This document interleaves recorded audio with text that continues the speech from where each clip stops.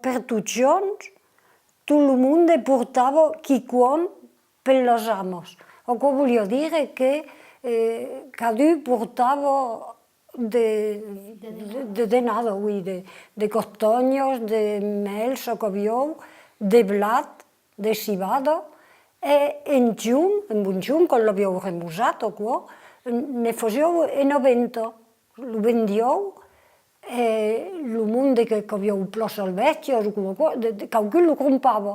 E amb l'argent disiou una messa per los amas del purgatori cada setmana. Aquò era la chista per los amas del purgatori.